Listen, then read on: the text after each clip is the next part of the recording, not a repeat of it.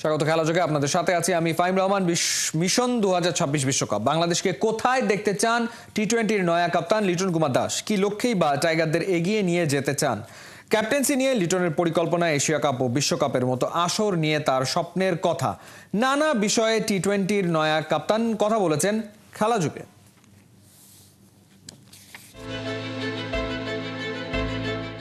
যদি বলা হয় টি-20 ক্রিকেটে বাংলাদেশের বড় বড় সাফল্য কি, সেক্ষেত্রে আপনাকে থমকে যেতে হবে, কারণ এই ফরম্যাটে বাংলাদেশ আসলে শুরু থেকেই ধুঁকছে। কিন্তু তারপরও যে কয়েকজন ক্যাপ্টেন্সি করেছেন তার মধ্যে সবচেয়ে সফল বলা চলে লিটন কুমার দাসকে।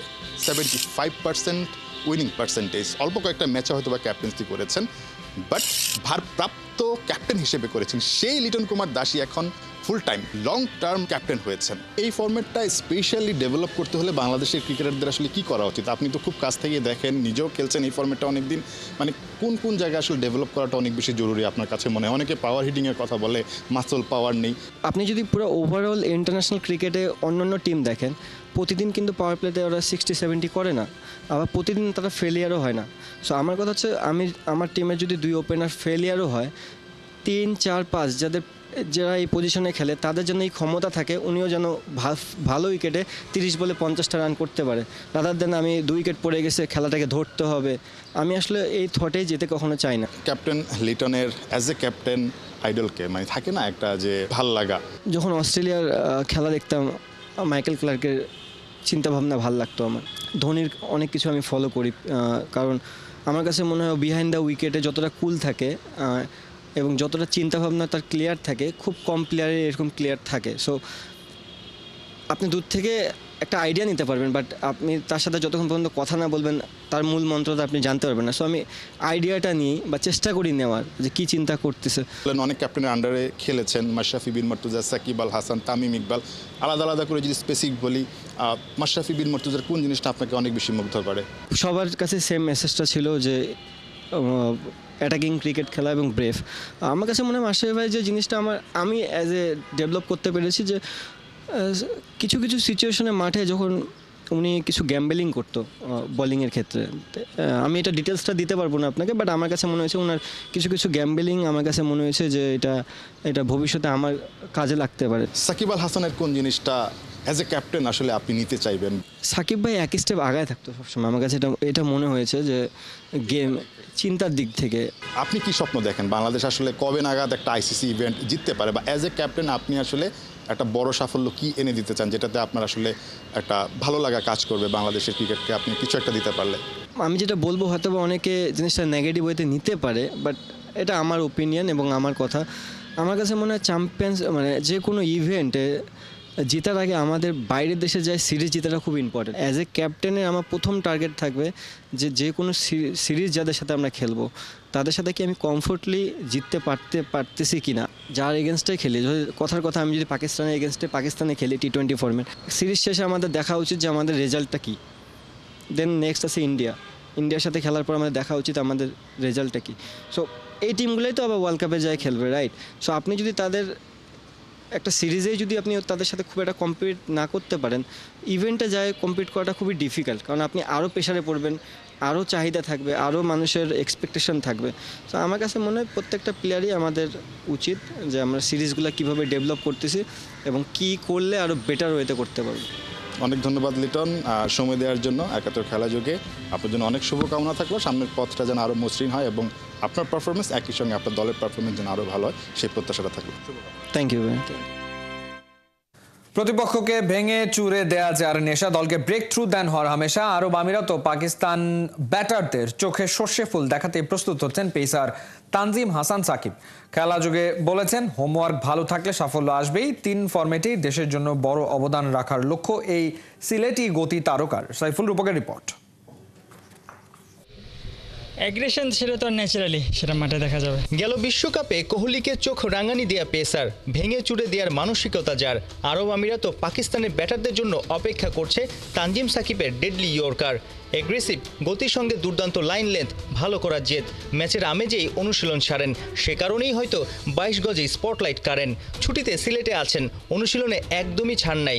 সপ্তাহখানেক আগে টেস্টের ক্যাপ পেয়ে বেশ চাঙ্গা। আগে ওয়ানডে খেলেছেন, টি-20 খেলেছেন, টেস্ট অভিষেক চট্টগ্রামে, এটা কি আসলে স্বপ্ন পূরণ হওয়ার মতো? জি ডেফিনেটলি।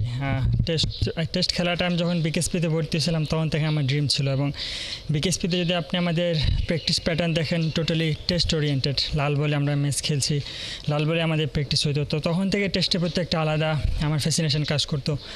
আর শুরু থেকেই টেস্ট ছিল আমার ড্রিম, আর আলহামদুলিল্লাহ সেটা পূরণ হয়েছে। আলহামদুলিল্লাহ আমি চেষ্টা করবো এটাকে আরও কীভাবে লং টাইম দেশকে সার্ভিস দেওয়া যায়। এবং ব্রেক থ্রু দিয়েছেন চট্টগ্রামে। ওভারঅল এনভায়রনমেন্টটা কেমন ছিল? সতীর্থদের সাপোর্ট, উইকেট যখন পেলেন? না, অসাধারণ। টেস্ট আসলে অন্যরকম একটা খেলা, আমি খুবই এনজয় করছি ওভারঅল। এবং এটা পেশেন্সের খেলা, hard work definitely. So mentally অনেক টাফ থাকা লাগে, ফিজিক্যালি টাফ থাকা লাগে, আমি খুবই এনজয় করছি। ভাবছেন তানজিম সাকিবের বোলিংয়ের সময় শুয়ে আছেন কে? জাতীয় দলের সাবেক পেসার আবু জায়েদ রাহি চোখে চোখে রাখছেন পেসার সাকিবকে। ল্যান্ডিংয়ের সময় পা দাগের বাহিরে গেল কিনা, লাইন লেন্থ ও সিমের অবস্থা খালি চোখে দেখে আবার কখনো মোবাইলে ধারণ করেও বুঝিয়ে দিচ্ছেন। মধ্যপ্রাচ্য আর পাকিস্তান ট্যুরে 7টা টি20 দাপট দেখাতে মাথার ঘাম পায়ে ফেলছেন যুব বিশ্বকাপ জয়ী এই গতি তারকা। আপকামিং অ্যাসাইনমেন্টের প্রিপারেশন কেমন? তানজিম সাকিব অনেক পরিশ্রমী, তারপরও ফোকাসটা কেমন থাকে সিরিজ বাই সিরিজ? না, সব জায়গাতে আমি আমার প্র্যাকটিসটা সর্বোচ্চ দেওয়ার চেষ্টা করি, যাতে আমি ফুল প্রিপেয়ার থাকি, যাতে আমার ব্যাক অফ মাইন্ডে এটা কাজ না করে যেন আমি ফুল প্রিপেয়ার্ড না। আমি চেষ্টা করি আমার হোমওয়ার্ক যাতে একদম ফুলফিল থাকে, ওইটা আমি চেষ্টা করি সব জায়গাতে। আর হাউ অ্যাবাউট অ্যাগ্রেশন? সেটা তো ন্যাচারালি সেটা মাঠে দেখা যাবে। Thank you.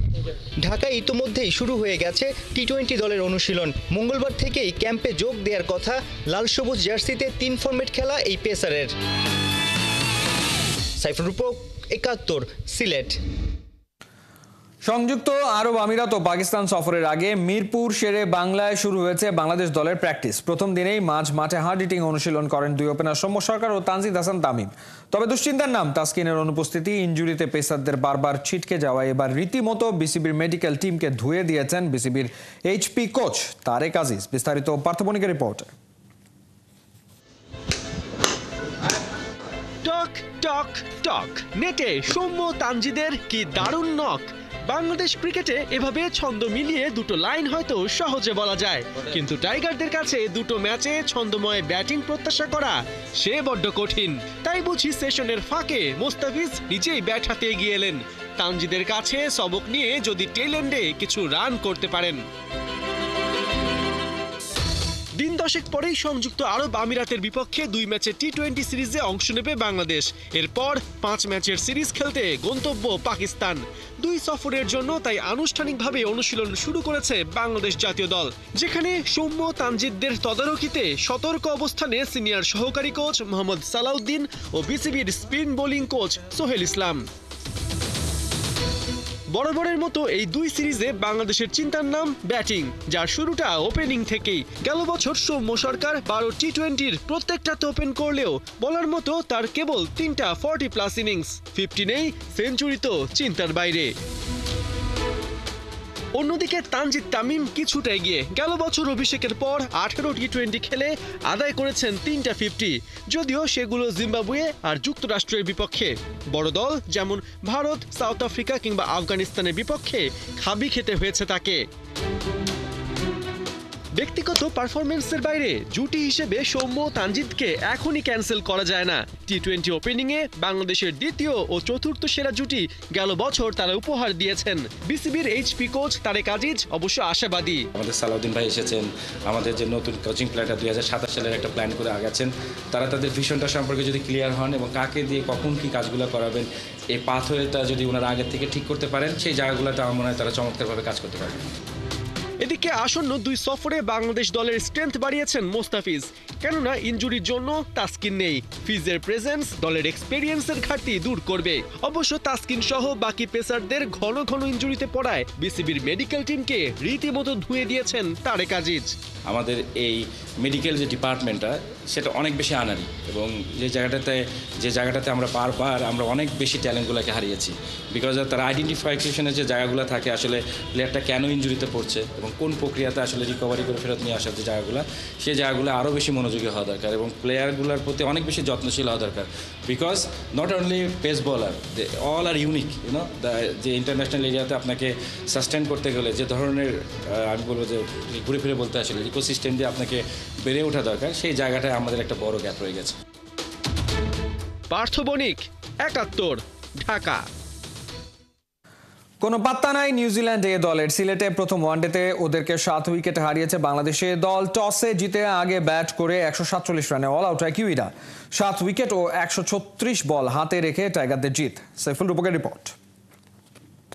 Sylhet pitch, and how do you rate local fast bowlers? It's a bit more bouncy, a bit more skiddier over here and not much dead turn. Kiwi batter Dean ফক্সক্রফটের কথাতেই পরিষ্কার, সিলেটের pitch pace বান্ধব, বাউন্সটাও ভালো, ঠিক নিউজিল্যান্ডের মাঠের মতোই। অথচ এমন 22 গজেও বাংলাদেশ এ দলের পেসারদের গতি, সুইং আর বাউন্সে ওরা লন্ডভন্ড। পাওয়ার প্লেতে খালেদ আর শরীফুলের ভেলকি, 0 রানে ফিরেছেন সফররতদের সেরা 5-এর 4 ব্যাটার।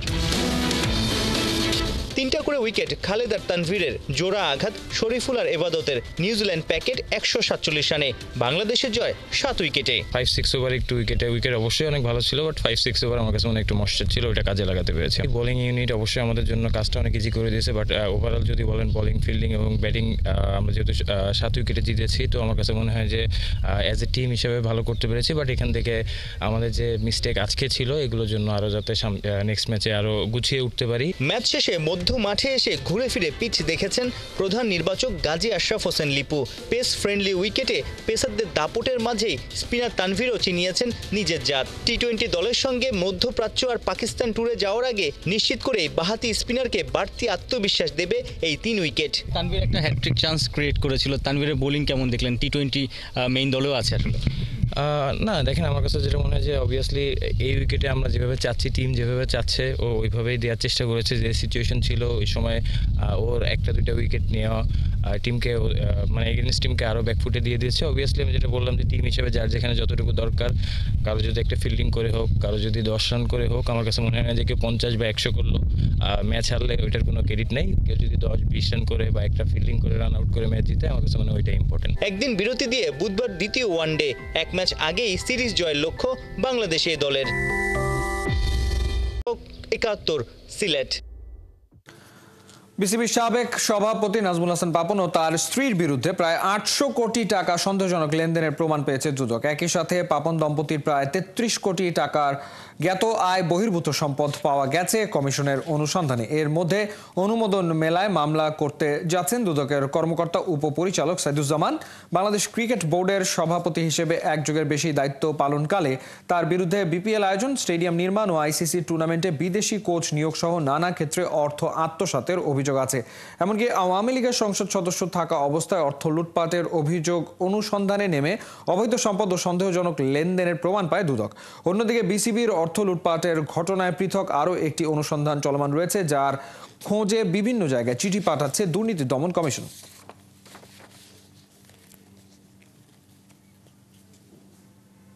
অ্যাকাউন্ট এর মাধ্যমে ঘুষ দুর্নীতির মাধ্যমে অর্জিত 742 কোটি 73,84,686 টাকার সন্দেহজনক লেনদেনের অপরাধে মানি লন্ডারিং প্রতিরোধ আইন 2012 এর সংশ্লিষ্ট ধারায় একটি মামলা রুজুর সুপারিশ করেছে কমিশন। বাংলাদেশ ক্রিকেট বোর্ডের বিভিন্ন কর্মকর্তাদের বিরুদ্ধে নাজমুল হাসান পাপন সহ আরও একটা অনুসন্ধান চলমান এবং এটা বড় অনুসন্ধান চলছে। সেটার আমাদের অনুসন্ধানকারী কর্মকর্তা সেই অনুসন্ধান কার্যক্রম চালাচ্ছেন। একদিনে সমিত সোমকে ঘিরে 2 সুখবর পেল বাংলাদেশ ফুটবল। সকালে পাসপোর্ট বানানো সম্পন্ন হবার পর রাতেই তার ক্লিয়ারেন্সের জন্য ফিফার পোর্টালে আবেদন করেছে বাফুফে। বিষয়টি নিশ্চিত করেছেন বাফুফের সহসভাপতি ফাহাদ করিম। বাংলাদেশের হয়ে খেলার জন্য আগেই বাফুফেকে নিজের সম্মতিপত্র পাঠিয়েছিলেন সমিত সোম, যার পরিপ্রেক্ষিতে কানাডা সকার অ্যাসোসিয়েশনের কাছে এনওসির জন্য চিঠি পাঠায় বাফুফে। সেটা পাওয়ার পরেই শুরু হয় সমিত সোমের পাসপোর্ট তৈরির তৎপরতা। এ কাজের জন্য কানাডার হাইকমিশন ও বাংলাদেশ পররাষ্ট্র মন্ত্রণালয়ের সাথে সমন্বয় করে ফুটবল ফেডারেশন, যার ফলে আবেদনের 3 দিনের মধ্যেই পাসপোর্ট তৈরি সম্পন্ন হয়, যা কানাডায় দ্রুতই হাতে পাবেন সমিত। তবে ফিফার অ্যাপ্রুভাল পাওয়া সময় সাপেক্ষ হওয়ায় বাফুফে রাতে পাসপোর্টের প্রথম 2 পাতা দিয়ে ফিফার পোর্টালে আবেদন করেছে। ফেডারেশনের লক্ষ্য 10 জুন সিঙ্গাপুর ম্যাচে বাংলাদেশের জার্সিতে সমিতকে মাঠে নামানো।